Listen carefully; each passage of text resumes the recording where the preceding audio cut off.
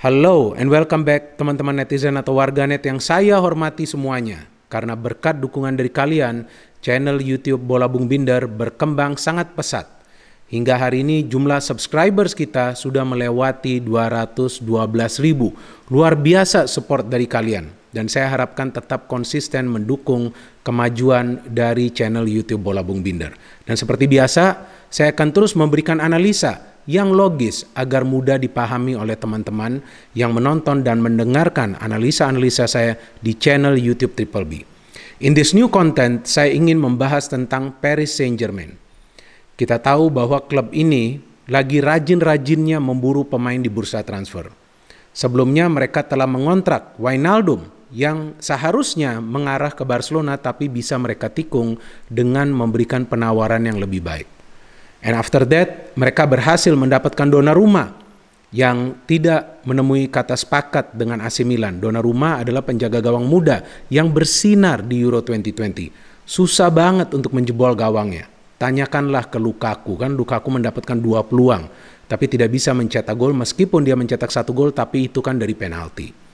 Kemudian mereka juga kabarnya berhasil mendapatkan Hakimi dari Inter Milan yang memang berusaha untuk menjual beberapa pemain mereka.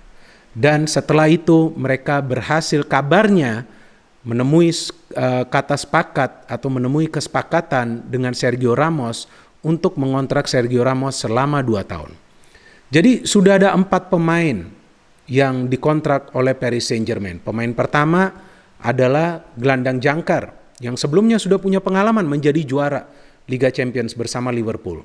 Pemain kedua adalah Donnarumma. Betul dia belum punya pengalaman sebagai juara Liga Champions atau pernah menjadi juara Liga Champions.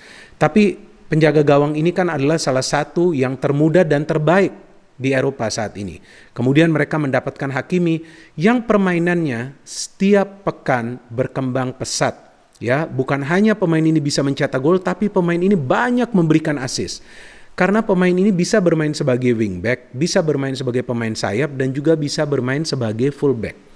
And the last one yang memang sudah menemui kesepakatan dengan Paris Saint-Germain seperti yang tadi saya katakan adalah Sergio Ramos yang kita tahu pengalamannya menjadi juara Liga Champions ini sudah banyak. Jadi jelas terlihat bahwa Paris Saint-Germain punya ambisi untuk menjadi juara Liga Champions. 2 musim lalu mereka lolos hingga ke final. Sayang kalah lawan Bayern Munich. Padahal they also played a good game in that final. Banyak peluang lah yang mereka peroleh. Tapi memang Neuer bermain bagus di final tersebut. Musim lalu mereka tersingkir lawan Manchester City. Padahal mereka berani bermain menyerang. Tapi cara bertahannya kurang solid. Tampak mereka kehilangan sosok seorang leader di pertahanan. Seperti Thiago Silva yang justru menjadi juara bersama Chelsea. So they need a leader. Yang pertama adalah di lini pertahanan dan tepat move mereka untuk mendapatkan Sergio Ramos. Yang sebetulnya menurut saya bisa tetaplah berkontribusi bagi Real Madrid at least another 1 season.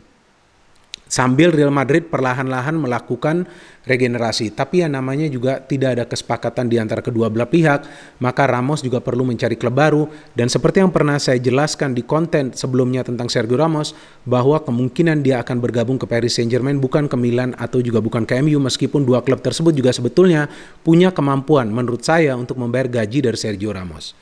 Ramos memilih Paris Saint-Germain bukan karena dia ingin bermain dengan tenang atau nyaman atau juga dalam tanda kutip aman-aman saja di Ligue 1. Tapi menurut saya dia punya ambisi yang lebih besar lagi. Dia tentu ingin membawa Paris Saint-Germain menjadi juara di Liga Champions. Dan dia juga akan mendapatkan dukungan dari rekan-rekan yang lain. Contoh, ya kan Paris Saint-Germain tuh punya Paredes, kemudian Paris Saint-Germain tuh punya Neymar, punya Mbappe. Banyak pemain-pemain yang memang handal di Paris Saint-Germain. Tapi yang menarik perhatian saya adalah berita yang saya baru baca hari ini bahwa ternyata Paris Saint-Germain belum selesai aktivitasnya di bursa transfer. Mereka mengincar Cristiano Ronaldo dan juga Paul Pogba. Cukup mengejutkan bahwa klub ini punya uang yang tidak ada habisnya atau ya istilahnya tidak ada serinya. Sehingga mereka coba untuk membajak Cristiano Ronaldo dan juga Paul Pogba. Sebetulnya buat apa? Mereka perlu Pogba, buat apa juga Cristiano Ronaldo. Dan saya pikir ini bukan langkah pertama kali dari Paris Saint-Germain untuk mengontrak pemain-pemain yang dalam tanda kutip sudah tua. Karena sebelumnya mereka pernah mengontrak David Beckham, mereka pernah mengontrak Zlatan Ibrahimovic dan berhasil kedua pemain tersebut di PSG, meskipun PSG tidak menjadi juara Liga Champions. Tapi kan dilihat juga performa para pemainnya. Belum lagi penjualan merchandise. Itu juga kan sebuah nilai plus. Tentu penjualan merchandise dari Ramos juga akan bagus ya. Dia adalah legend di Real Madrid. Legend juga menurut saya di tim nasional Spanyol. Sukses kan bersama tim nasional Spanyol. Menjadi juara di major events. Jadi menurut saya move dari Paris Saint-Germain ini adalah untuk membangun the dream team. Sekarang mereka belum menjadi the dream team. Tapi mereka ke arah menjadi dream team. Jadi artinya mereka sekarang sedang membangun fondasi sebagai tim yang akan sulit dikalahkan di pertandingan manapun yang akan mereka bertanding.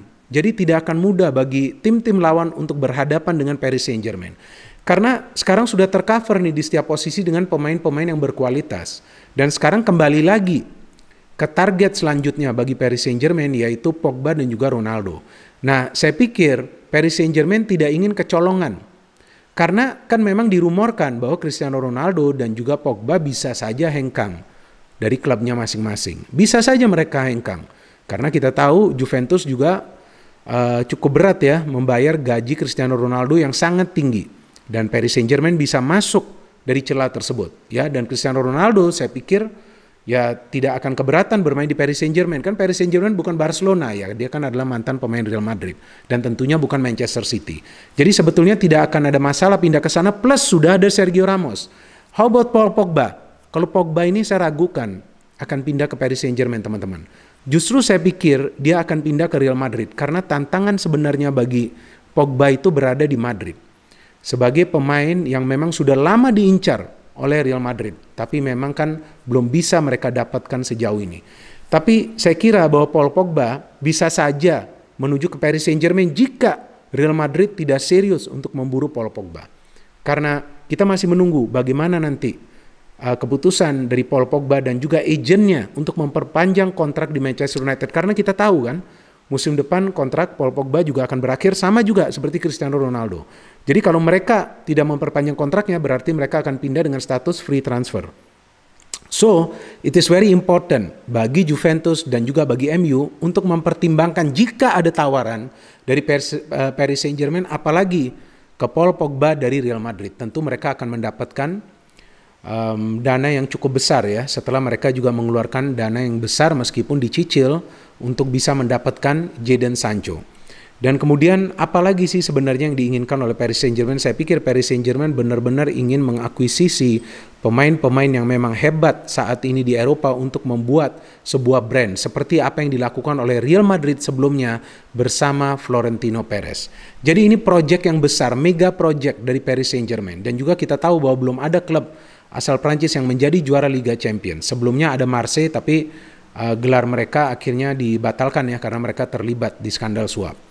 So this is a very interesting progress dari Paris Saint-Germain. Dan hebatnya kan mereka bisa menarik pemain-pemain tersebut, padahal mereka justru berkompetisi di Liga Prancis yang memang dinilai tidak begitu kompetitif atau juga tidak begitu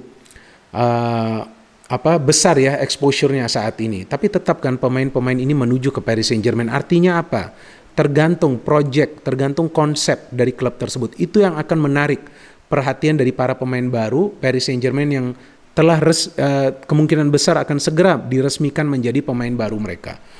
Jadi ya saya hanya tinggal menunggu bagaimana nanti gerakan dari klub-klub lain untuk bisa membeli pemain-pemain yang berkualitas. Karena sejauh ini yang kita perhatikan ya Paris Saint-Germain aja nih dan juga Barcelona sebelumnya kan. Tapi ya secara quality kita tahu bahwa Paris Saint-Germain mendapatkan pemain-pemain yang memang memiliki teknik permainan yang baik. And don't forget, Lionel Messi juga belum memperpanjang kontraknya bersama Barcelona karena dikabarkan bahwa Barcelona juga punya kondisi keuangan yang mengkhawatirkan dan belum bisa menawarkan gaji yang memang diinginkan atau memang diminta oleh Lionel Messi. Ya, itu yang memang saya membaca perkembangan beritanya. Jadi, jangan kaget jika nanti Paris Saint-Germain tanpa membocorkan berita apapun memburu Lionel Messi dan mendapatkan Lionel Messi untuk kembali bisa ditandemkan bersama Neymar. Jadi kita tunggu saja pergerakan transfer dari Paris Saint-Germain ya, sambil juga kita menunggu pergerakan transfer dari Arsenal. Saya masih menunggu nih, kabarnya Ben White akan segera bergabung. Di posisi center back, ya memang mereka perlu sih pemain di lini pertahanan, karena begitu banyak kesalahan yang dilakukan oleh para pemain di lini pertahanan musim lalu, dan saya juga berharap teman-teman tidak keberatan saya taruh cangkir Arsenal di sini terus-menerus, karena saya berharap bahwa klub ini bisa berkembang setelah dalam beberapa musim terakhir, ya juaranya cuma Piala FA terus teman-teman. No hate, only football, salam sepak bola.